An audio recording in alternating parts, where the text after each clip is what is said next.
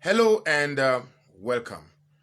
I'd like to make a clear statement and a clear standing so that this is exactly where I stand in the matter of IPOB and uh, as it relates to IPOB, by the way. Now, it doesn't give me great joy to do this video, and in particular with this subject, it doesn't give me great joy because my true intention as a human being is to find collaborative ways that bring people together. I am a man of the people. I bring joy wherever I find myself. In the club, in the bar, in the church, everywhere I am, I bring joy. People like me because my presence emanates joy. Something happened yesterday, and I want to use this medium to communicate to people out there so that they know my standing.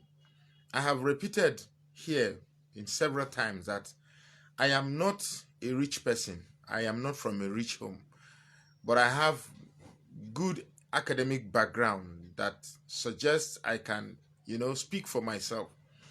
But what I do have is my personal integrity, not the type of Buhari. This indeed, I believe I do have integrity.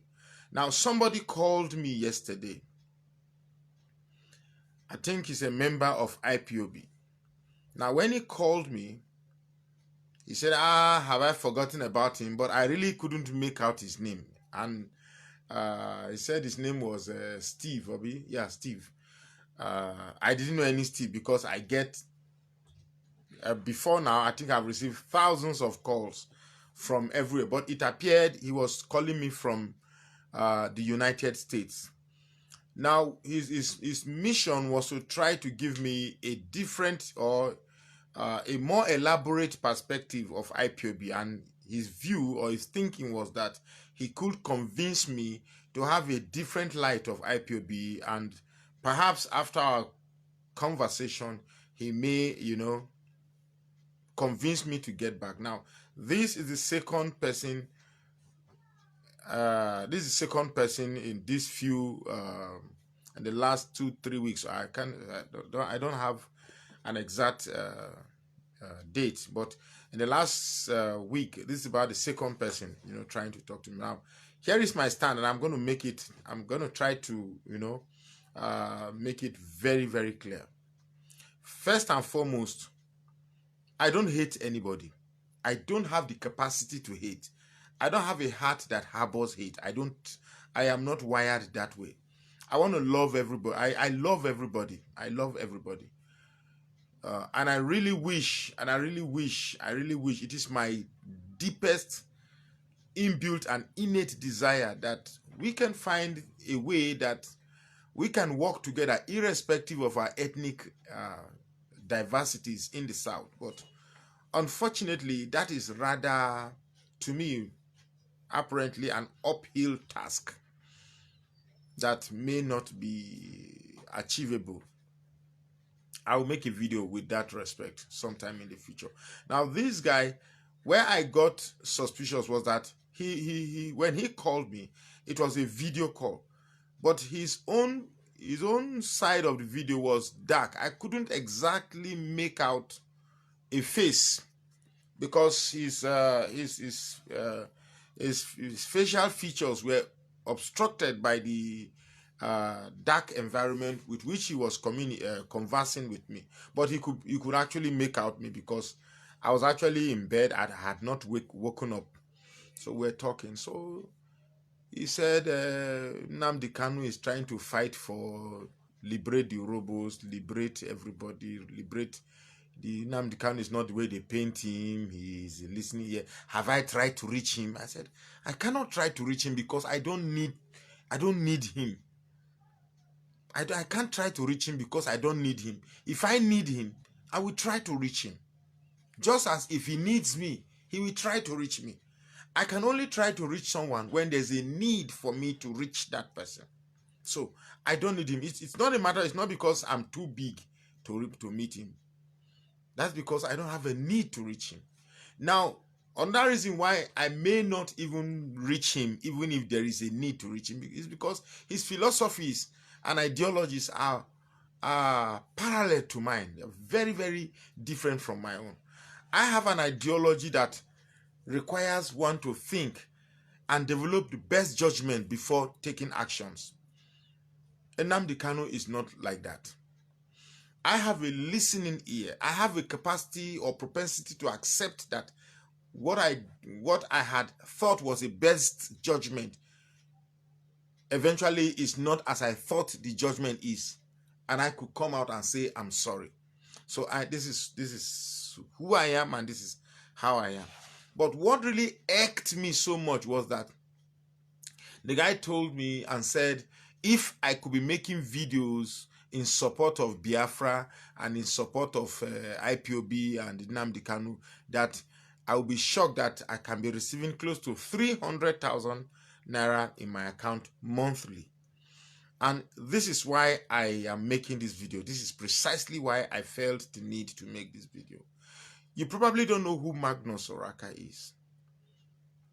I may be broke, or I may lack, I may have instances when I'm broke or lack money.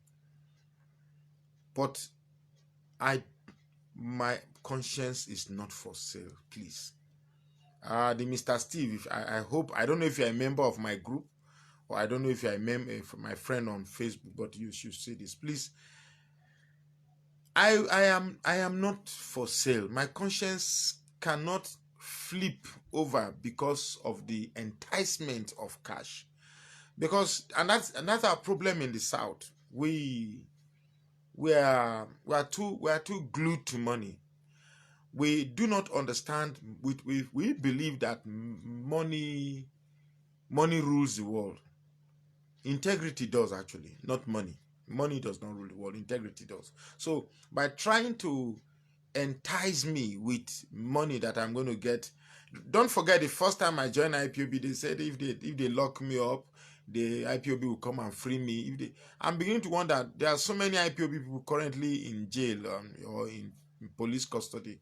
How many of them have they been saved? But I am not here to make any video in contradiction to IPOB or try to sell IPOB down. That is not even necessary because they're already doing the job for me. But I would not, because when he was talking, say Nnamdi Kanu said, Nnamdi Kanu said, Nnamdi Kanu said, Nnamdi Kanu said, and I asked him, now that Nnamdi Kanu has finished saying, what part did everybody said?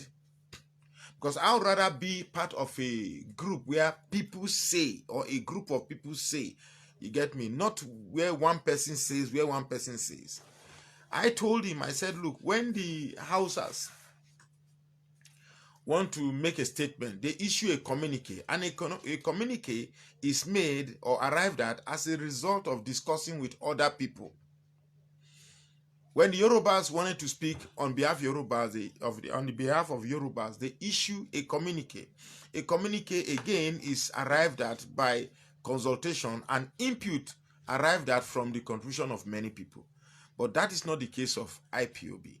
Not so now that there is Nnamdi Kanu and the deputy have splitted. Now you have an Nnamdi Kanu with his radio broadcast, and Ucheme, for very recently, I think I saw somebody sent his video to me yesterday for me to watch, operating his radio. So I still find it difficult to wrap in my head how a mere radio broadcast will give you freedom. Because all I've seen trying to follow some of the radio broadcasts of Nnamdi Kanu and a host of them is just the propagation of how Igbos were dealt with, or how Igbos were wronged, how Igbos were this, how Igbos were this, and then who is now Igbo. If you are Robo, you are not Robo now, you are Igbo. If you are Isoko, you are not Isoko now, you are Igbo. So there's basically nothing to learn from Nnamdi Kanu. As a matter of fact, in my honest assessment, I don't think he has up to half the IQ that could generate great substance in any systemic evaluation of things, events. So I don't see that in him. I'm so sorry about that. You get me? Because The only thing I see he's good at is just how to, whip up sentiments, create so much emotion, and say the country is bad. The country is bad, quite okay. Everybody's feeling it. I don't like the way the country is. I don't like the way the Fulanis are thinking that they want to own Nigeria. I don't like it. Don't think Nnamdi Kanu sees this thing more than this. Like I told him, I said, Nnamdi Kanu did not reveal anything to anybody. We all know everything about Nigeria. So Nnamdi Kanu should not. You want to tell me that if Nnamdi Kanu had not spoken, I would not know that Fulanis are attempting to create Ruga in my village? Or if Nnamdi Kanu had not spoken, I probably would not have known that Buhari is putting all his brothers in all the federal parastatal with a view to seeing that only Muslims and Fulanis are running the affairs of Nigeria. Does it have to take an Nnamdi Kanu for me to know that? So the idea that Nnamdi Kanu knows more about the problems of Nigeria, it's an insult to every intelligent mind in the South. If you know so much about the problem, what about the solution? What about the solution? Because it's okay to talk about problem. If we start talking about the problem of Nigeria today, I can spend the next 3 hours trying to enumerate or elucidate the problems of Nigeria. But we have to talk about solution. And I keep saying it. The solution of our problem, of our dilemma in the South is not far-fetched. All we need to do is simply create a force by numbers that cuts across tribal affiliation or religious inclination or clannish inclination. And that's what has been keeping us at bay. The truth is that we must find a way to ameliorate by coming together. I have said it. There's no other words that I can use to explain that, because, and I think in all honesty, you might want to hate me for this stand, but I think most people really want to do things with Igbos, but Nnamdi Kanu has made that effort a little bit. Already before now there are fears, but Nnamdi Kanu has further deepened that fear. So the problem, the suspicion and lack of trust has been, expanded or exacerbated by Nnamdi Kanu. So the truth is that it's going to take a whole while it's going to take a whole lot to begin to form any form of alliance, because some people told me that the guy said that IPOB is the greatest force that is known all over the world. I may want to agree in terms of force, yes. I won't take that away from them.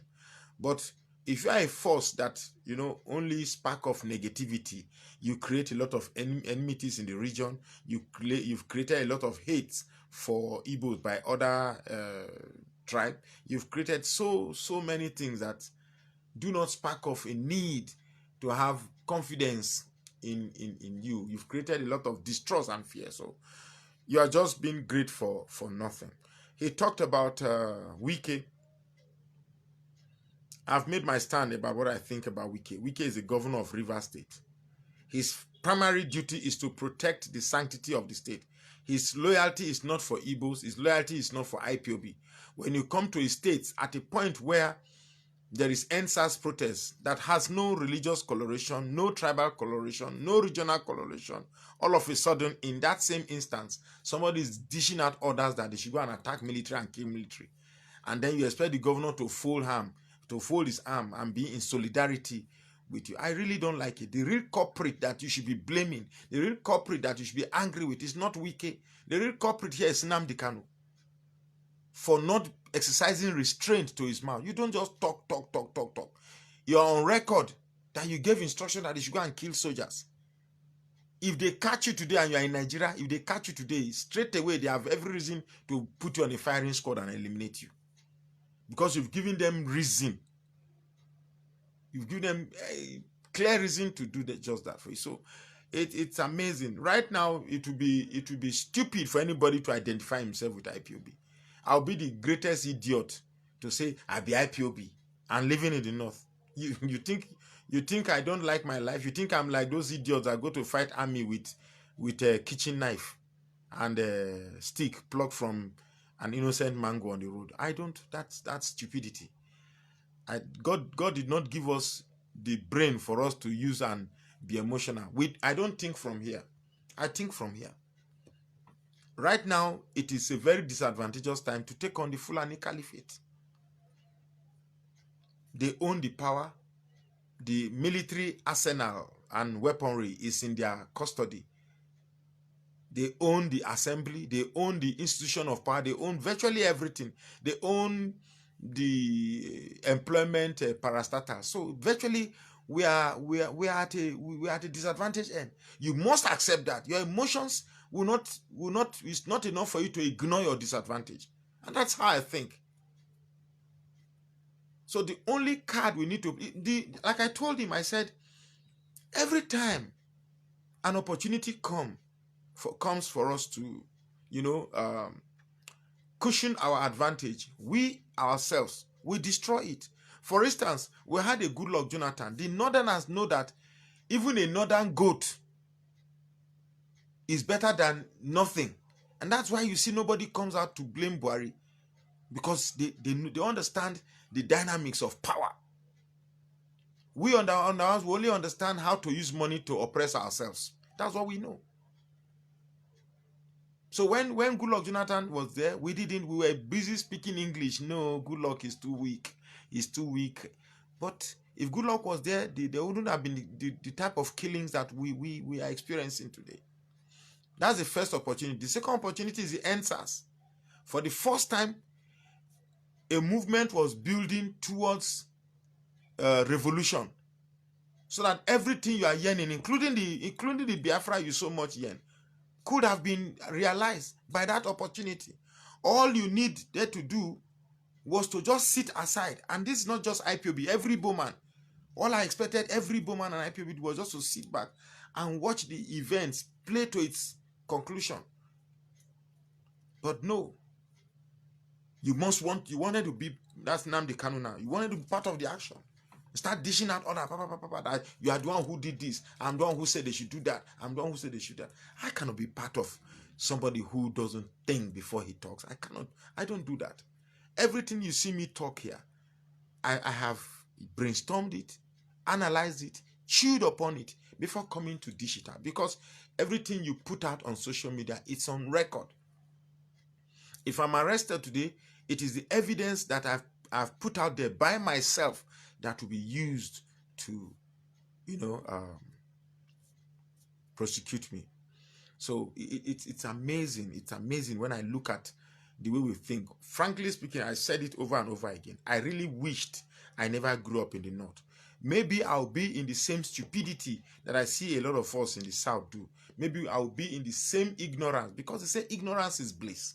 So I kind of like the fact that I should be ignorant, because being a custodian of the type of knowledge that one has gives you, it's a huge load. You may not know it. And stop saying that we need to be free. We don't need to. I've said it in one other video. The Fulanis are not holding us. We don't need to be free from Fulani.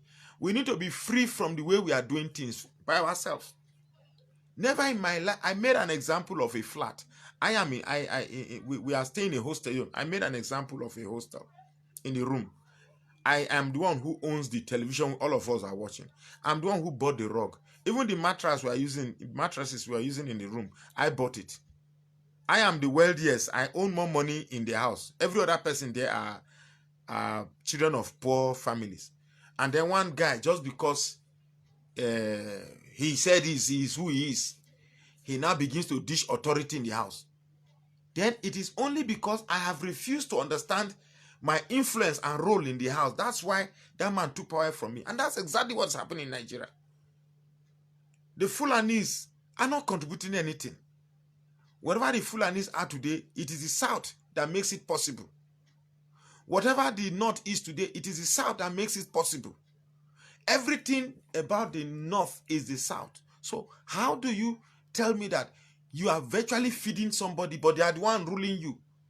That is a strange and an uncanny type of stupidity that I can't even begin to explain.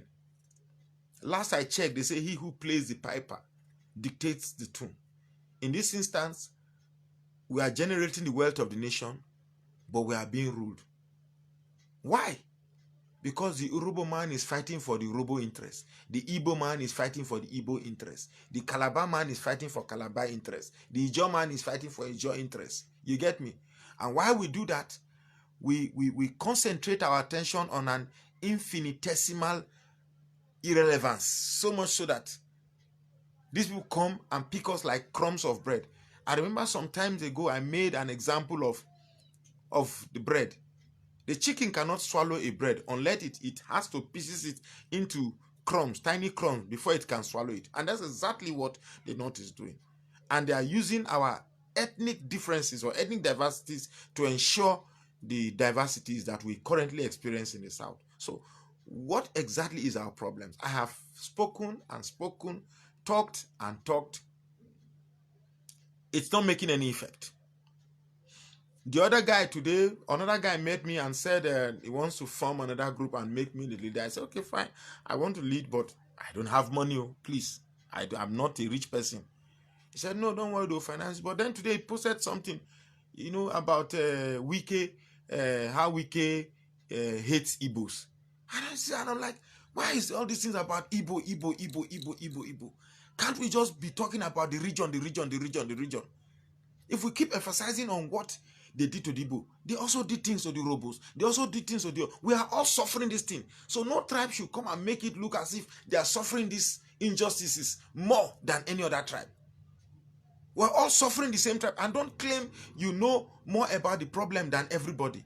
It is this reason that is making it difficult for people to even want to join you. And I've said it. If you want to count top 20 most oppressed tribes in Nigeria, the Igbos are not part of it. Top 20 most oppressed tribe in Nigeria, Igbo no join. I told you there are Christians in Borno State that are suffering, really suffering. Even in Plateau State, where I am today, there are indigenes that are not in their village. They are not in their village. They are in IDP camps while Fulanis have taken over their land. Is there any place in Igbo land where Fulanis have taken over? So don't make this problem as if you are suffering it more than everybody. And then, in fact, let me be bold to say something. I've been shying away from saying this thing. It's kind of difficult, but let me be bold to say, quite frankly, the problem in that region is the Igbo man. But before you start getting angry, let me explain. You see, the Ijaw man and the Edo man and the Calabar man and the Yoruba man and the Soko man have no problem coming together. The problem now is the Igbo factor. Every other ethnicities in that region, Edo, Urobo, Calabar, Ijaw, they don't have problem at all with seeing themselves and brothers. So why is it difficult now to include the Igbos inside this pool of brotherliness? I'll tell you two things. One, the caliphate map. By drawing that southeast and naming Igbos alone as a region, they know that if you do that, it will give them... Do you know that it is only southeast? Southeast is the only region in Nigeria that is identified by one tribe. Southwest is not entirely Urhobo. There are Ijaws there. South is not one tribe. Even the northeast and northwest, middle belt, they are not one tribe. So the fact that one tribe alone is determined by one region is no. So that maybe that's why Nnamdi Kanu is saying that, okay, because he knows that southeast is Igbo, okay, Urhobo is Igbo, Soko is Igbo, so that when all of us agree that we are Igbos, we cannot be under his supreme leadership. We are smarter than this. The other reason why I feel the Igbo man, well, like I say, somebody told me whenever I'm talking about IPOB, I should not generalize. So most of the greatest experience I had is through IPOB. So forgive me. But you see, the idea that you cannot go and meet people and talk to them, that they should just come and join, that to me, I've tried to assimilate this thing for many months now. Try to assimilate the idea that the robots just wake up and start. I saw one Isoko guy saying Isoko is Biafra. How? Was there a consultation? Was there an agreement? Was there a written treaty? If we form Biafra today, what is the position of the Isoko man? If we form a country today, what is the position of the Urhobo man? How would the Urhobo man be treated? Not the one they tell me say, Nnamdi Kanu said, Nnamdi Kanu said. No. There must be a forum where people come together and say, okay, let's do this. Somebody must initiate it. Somebody must initiate it.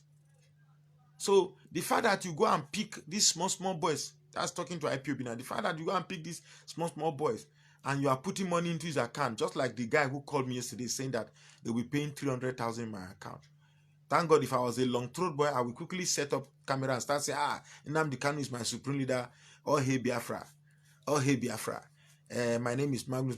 Nnamdi Kanu is bullshit. I am not wired. How can a well-educated man like me, sponsored by my two hard-working parents, come be idolizing one man? That is not. It's funny. I can't do that. So getting people to come together is not picking small boys and putting money into their account to come and be singing "Oh Hail Biafra" on social media. That's bullshit. That's not how you're gonna. That's not how you don't play this thing with emotions and ego. I keep wondering. Just today, somebody was telling me that we envy Igbos. Envy. Where is this word coming from? Envy. Envy what? That you have money. Not every culture is placed upon money acquisition. Not every culture. Maybe your culture, you are used to the fact that once you make money, that defines success. In my Urhobo land, you don't, that you have money. Yes, they may say you are successful, or boom when we build a house, but when they are going to sit to talk, it is elders that sit to talk. If you are not within that age, you cannot sit there. With your money, you have no right to sit there. They will tell you to, okay, sit in one place, let us talk. When they finish, they call you, say, okay, I want to build this road for this community. How much can you bring? Okay, I will give 200,000. Okay, yeah, go, we'll call you again. That's what we do. So success is earned by integrity. If I go to the village today, if I like, let me drive the biggest jeep. It is the small boys that will hail me. The fathers will just sit. They won't be talking. They won't even stand up, sir. I'm the one who will go to meet them and kneel down, be greeting them one by one. Migosa. Say, they will now say, oh, yeah, Kiki there. Sit down before I drink. But if there's going to be any discussion, they will ask me to leave. So not everybody builds his priorities on money. So the fact that you acquire money and then you see yourself that your race is the only people that have this money acquisition, and therefore you believe those who dissent in opinion with you are envious. I am funny because the mere fact you believe people are envious of you presupposes that you have the notion that you are better than them. So let me wrap up this video. The truth is that my conscience is not for sale. So anybody out there trying to reach me, trying to talk me into coming back to IPOB, I want to use this medium that I am done with IPOB. I don't want to be a member of IPOB. I cannot manage my ideologies with that of IPOB. IPOB is a one-man driven organization. I don't work like that. I work with an organization. I work with an organization that has a board of directors, a think tank, people who come together and say, okay, this is what we are going to tell the world. We should do this, we should do that, we should do that. Then everything is jotted out. They will give it to secretary. Secretary now writes it out in a communique. And then our spokesperson goes and issue it out to the world. That's how a good organization operates. But the fact that one person just comes, talks about the civil war, how they killed us, how they did this, how they did that, how where everybody's tying to rapper is Biafra. The people in Borno State, in Biu local government, they tie to rappers. There are tribes in Jos, in Plateau State here that tie to rappers. There are tribes in Gombe that tie to rappers. There are tribes in Taraba that tie to rappers. Even in Katsina, there are tribes, Christian tribes that tie to rappers. So when you see somebody talking because he thinks he knows all, but you are not actually traveled, it's sad. It's sad. It's sad.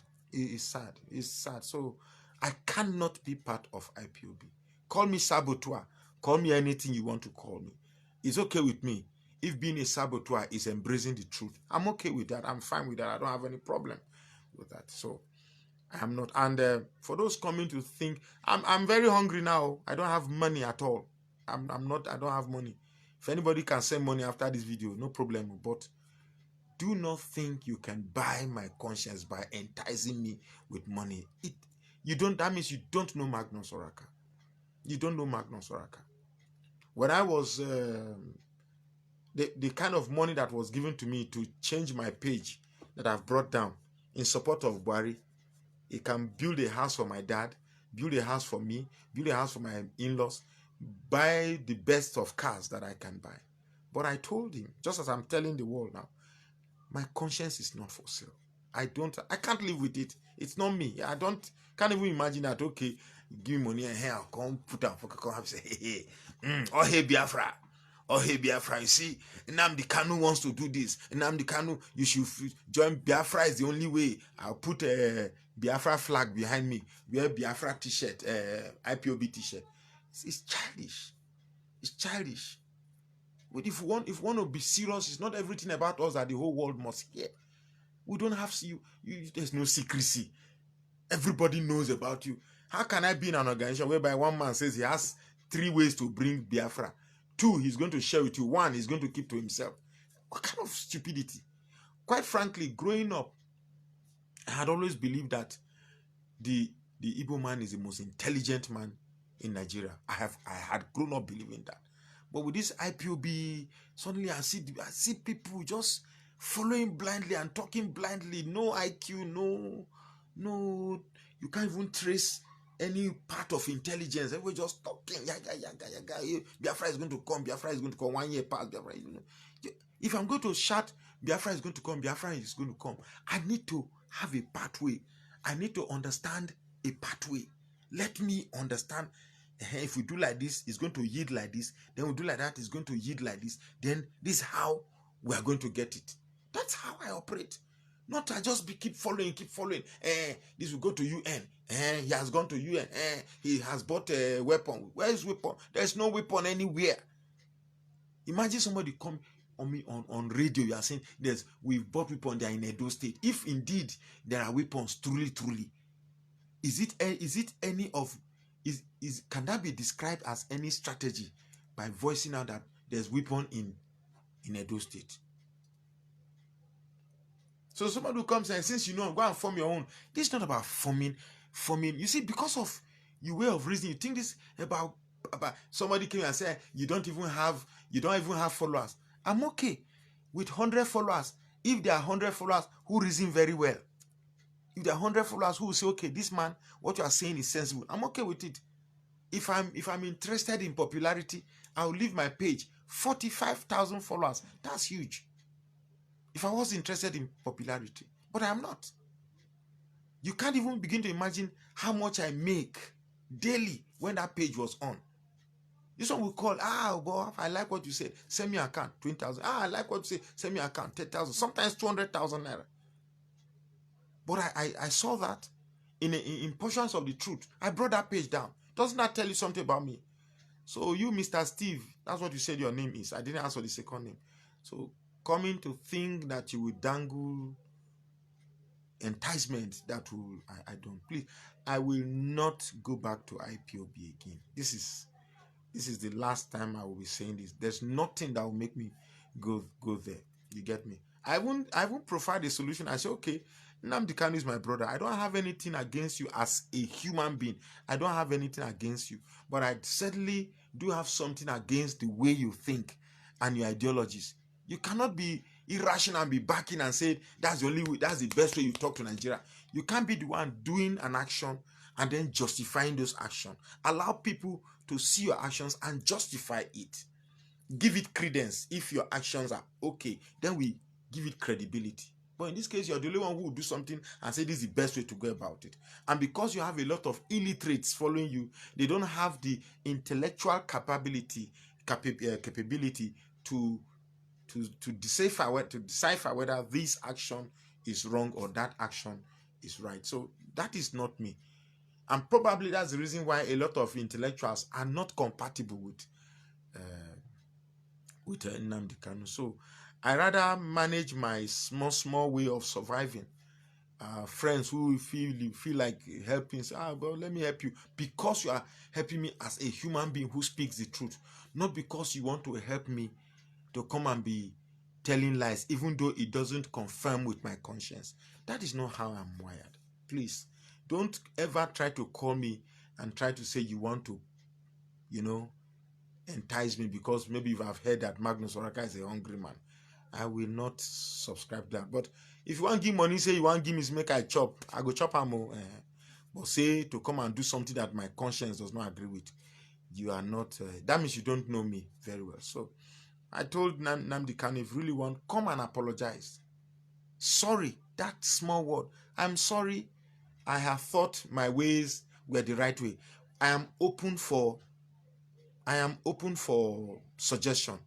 Let's find a way to come together and get this in. Forget all this, I am the leader, I am the supreme leader. Forget all this putting small cap in your head and putting towel on. Forget all this razzmatazz and showmanship. They are just showmanship, if you ask me. It's bullshit to me, if you ask me. Fighting for freedom does not mean begin to attack people's religion. I'm a Christian. It is my belief system. Respect it. I'm a Christian. I'm a very proud one. I'm not even the strong one, but I'm very proud to say this is who I am. So I respect it. That is your belief system. I respect it. If you want to practice Islam, that is your belief system. I respect it. If you want to practice our forefathers' religion, that is your belief system, and I respect. But don't come just because you claim to be fighting for freedom. Suddenly you are reshaping people's tribe, you are reshaping people's culture, you are reshaping people's religion. That's a bit too far, if you ask me. You get me? That means in your Biafra there will be no freedom of worship. And besides, how can I be part of a Biafra where you have touts and drug dealers as people who determine who processes my constitution or processes the way I live? It doesn't matter. It doesn't work that way. Most people who have left IPOB or left Nnamdi Kanu, including Uche Mefo that has left lately, they are all intellectuals.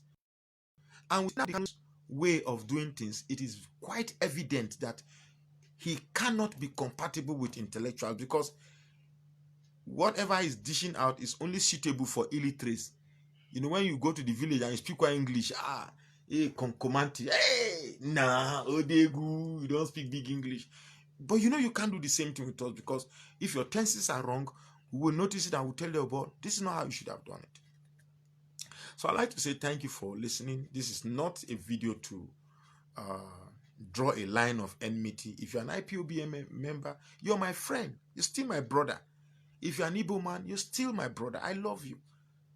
But I cannot subscribe to you when you begin to dissipate actions and reasoning that has been influenced by Nnamdi Kanu's teaching and ideology. I cannot relate with you. I cannot be compatible with you. But I love you as a human being. I'm not a violent person.